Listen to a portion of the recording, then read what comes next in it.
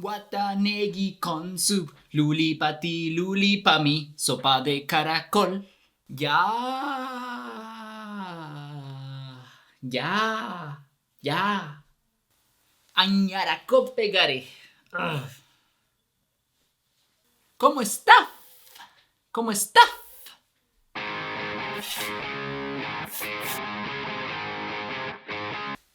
Honduras, Bolivia, Paraguay, and Ecuador. Not a lot of people talk about these countries, but if you travel there or if you meet their people, you get to know that they are quite magical places. Now, these accents are hard, and even within each country, there is a lot of variety. So if I don't get you 100% right, please be nice and teach us in the comments below. Let's get right on it. And before getting started, don't forget to smash the subscribe button right now. And now let's get to traveling without traveling. Let's learn about these beautiful countries. And we're gonna get started with Honduras. And as soon as I hear Honduras, I can hear punta music sounding and I want to dance. How do you guys dance that thing? To be pa me, to be pa me, tapaneri pampu, to be pa me, to be pa me. So good. So the Catracho people, that's how we call people from Honduras, have a very particular way of speaking. Overall, I would say that their accent is very clear and standard and easy to understand. They, however, have some unique things about them. So for example, they have a lot of voceo, the use of vos instead of tú. So when they know somebody, when they are familiar with somebody, they use vos. ¿Cómo estás vos? Another particular thing is that they drop S's and they replace them with the sound of H in English or J in Spanish. So, ¿cómo está? ¿Cómo está? But after hours of listening to the Honduran accent, I couldn't find any crazy particularities of this accent. They are very, very clear speakers, maybe even more clear than Colombians. What am I saying? What am I saying? What am I saying? We all know that we Colombians are the most clear speakers. What makes the Catracho accent very particular is the expressions that they have. A lot of these expressions start with the letter CH, cha. So let's see some of the expressions that my friend Fanny from Honduras sent me. So we have chuco, which is dirty. Chepos, these are the cups. Chingo is when a piece of clothing is too small for you. We have estar chorreado, which is tener miedo. Maje, that's too many CH. Chanfle, I thought the Chapulín Colorado was from Mexico, not Honduras. And before we move on, a fun fact about Honduras. Did you know that Honduras has the second largest reef barrier in the world after the Great Reef Barrier in Australia? It's mind-blowing. They share it with other countries, but it's still pretty cool and unique for this small country. And now we move to Bolivia, the Andean country.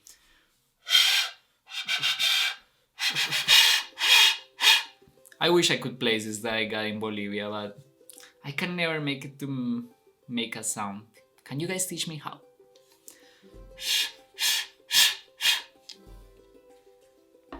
Before talking about the accent of Bolivia, I have to tell you that when people ask me what was my favorite place to visit in South America, without a doubt I say Bolivia. That was such a unique place. I mean, at times I was in salt deserts that received just a little bit of rain that didn't evaporate and made it like a whole mirror of the planet. They also had red lakes, beautiful landscapes that really look like Mars. That was an experience from another world. You Bolivians have a beautiful country. Bolivia has a wide variety of regional accents that are actually very hard for the foreign ear to distinguish. But if I would say two things about Bolivian accent is that it's characterized by the influence of the indigenous languages like Quechua and Aymara, and also their unique expressions. In fact, a big percentage of Bolivians do have Quechua, Aymara, and other languages as their main language. And sometimes Spanish is their second language, and that shows. However, these native languages have sometimes influenced the Spanish expressions that they have. And some example expressions that come from these native languages are Kencha, which is to have bad luck, Chaki, which is to be hungover. I really like that one, Chaki. I hope I'm pronouncing it well. Please comment below if you know how to pronounce this better. And my personal favorite is Coroton, which is idiot, and it just sounds like a good way to call somebody who's idiot. Shut up, you Coroton. Oh, Coroton. Besides these indigenous expressions, they also have other very particular expressions, like for example, cojudo, which is another way of saying idiot. Here between us, you can tell the greatness of a civilization by how many ways they can call somebody an idiot. Cojudos. And then we have the legendary ya. Am I saying it right? If you go to La Paz, you're going to hear this all the time. You go on public transportation and you hear ya. Bolivians, please help me out here. What does it mean? Does it mean just now? Yeah. And now let's talk about Paraguay. When I think of Paraguay, I think of soccer because for some reason when I was growing up, Paraguayans always beat Colombia and that made me really mad. We'll get you back, Paraguayans. Not a lot of people know so much about Paraguay, but it is a fascinating place. In fact, it's one of the only countries where most of the population is almost completely bilingual. It is said that 90% of people can speak fluently in Spanish and Guarani. And the mix is evident. More than Bolivians and their native languages, in Paraguay, they mix Guarani and Spanish all the time. This way of speaking is called Yopara, and it's similar how in the United States we call Spanglish to like the way Latinos that have migrated to this country sometimes speak, switching back and forth between English and Spanish, mixing some words, mixing expressions. For example, they would say when asking where is the bathroom, mo opita baño. And this is totally not understandable for Spanish speakers. Ajayhu Paraguay. Ajayhu Paraguay. If you want to learn more about the expressions of Yopara, I'm going to include a link below with a YouTuber that explains some common expressions in that language or that mix of languages. In terms of the intonation that Paraguayans have, they have a lot of the similar rhythm that Argentinians do. So they use vos, they use sentís, estás, very much like the southern cone of Latin America. But they have, first of all, a different intonation that is kind of like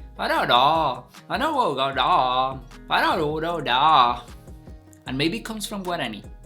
Yeah, I would say that to me they sound like an Argentinian that has spent a lot of time overseas and maybe forgot a little bit how to speak the way Argentinians speak. So they have that similar intonation, but their words and sounds are a little bit different. Like for example, the double R in Paraguay is in between normal Spanish speakers that go like ra and Americans that go like ra, and it's like something in between, like carro, a little bit different. You notice it a little bit. And the double L and the Y in Argentina they say sha, in Mexico they say ya, in Paraguay they say ya. I would say similar to people in Bogota, Colombia. Again, Paraguayans, correct me if I'm wrong. I also wanted to mention a fascinating fact about Paraguay that I had no idea. So during the mid-1800s, there was this ginormous war in which three nations got together to fight against Paraguay: Brazil, Argentina, and Uruguay. And they defeated Paraguay. During this war, it is estimated that Paraguay lost 60% of their population and almost 90% of them males. These statistics are very contentious. However, it is said that after the war, Paraguay had to change a lot of their policies in immigration and dating to repopulate themselves. During the times after the war, polygamy was way more common and accepted, and it also pushed them to promote immigration from Europe, which made Paraguay one of the countries with most people of European descent in Latin America. Last but not least, we move to Ecuador, the belly button of the world. This tiny country that is a biodiverse powerhouse. Let's check it out. Ecuador is not only diverse in species of animals, birds, and everything else, they also have a wide diversity of accents, which is very impressive for being such a small place. But the main accents that I'm gonna talk about today are the Quiteño, the one from Quito, and the Guayaco, the one from Guayaquil. For Guayacos, even though they are in the Pacific, they sound very similar to a lot of people from the Caribbean. So they drop their S's and make them into J's, como está, and they also speak very fast. The coastal influence is also important in their personality traits. It's said that Guayacos are much more open, relaxed, and they have more fun than people in the mountains. It is the same in Colombia. People from Bogota are famous for being cold and more shy. People from the coast are like jokers and they have fun all the time. Of course, these are stereotypes. They are of course known for their unique expressions like any coastal people, like for example, que lámpara, when something is not good but maybe not terrible. Like, I cannot go out this Friday, que lámpara. Then we also have que trip, and this is like, what the fuck? And we also have sabroso, and that's when somebody thinks they are too cool. They are sabroso. The guy is sabroso because they think they are too cool. Now, Quiteños are very different. They do pronounce their S's, they pronounce all of their words clearly, and they speak a little bit slower. They have a tendency of raising the tone at the end of their sentences, making it like it's a question. So, ¿Cómo estás? That's a question. ¿Estoy bien? That's not a question. What is it? Am I okay? ¿Cómo estás? ¿Cómo estás? I'm sure I'm not doing this right. Like Colombians, they use the diminutive in excess. So they add ito and ita to everything to make it smaller and less shocking. Por favorcito, ¿me puede pasar esa empanadita? Graciasitas. They also use some expressions in English, but not the same way they are used in the United States. So for example, they use full all the time, like to put emphasis on things. So for example, esto está full chévere, this is really cool. Or esto está full malo, full malo. This is not really good. Another one that I found very curious is the use of man. So they use man for both guys and girls, which makes it super confusing. Esa man está muy simpática. Wait, is it a girl or a guy? Una man. But the most characteristic thing of the Quiteño accent, and something that the Guayacos made fun of all the time, is that sometimes they add the F at the end of words and sentences. ¿Cómo estás? ¿Qué pasó? ¿Todo bien?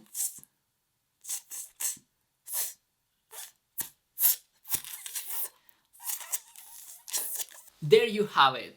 Paraguay, Ecuador, Honduras, and Bolivia, 4 countries that are not very often talked about, but they are amazing, fascinating, and of course super welcome in our community. I'm doing this video with all the respect in the world and all the love in the world. If I messed up the accents, please let me know in the comments below so we can teach the community about the reality of these accents of these places. We love you very much and we welcome you in our community. For everybody, let us know in the comment below, what do you know about these countries? Have you heard these accents before? What are other differences that you can tell? and what other videos you would like to see in our channel. I listen. Our channel is growing and growing and growing. So guys, don't forget to give us a like if you enjoyed this video and hit the subscribe button right now to learn more about Hispanic culture and Spanish language and all the cultures in the world. This channel will keep growing, and with your help, will touch so many more people in the world. Thank you very much.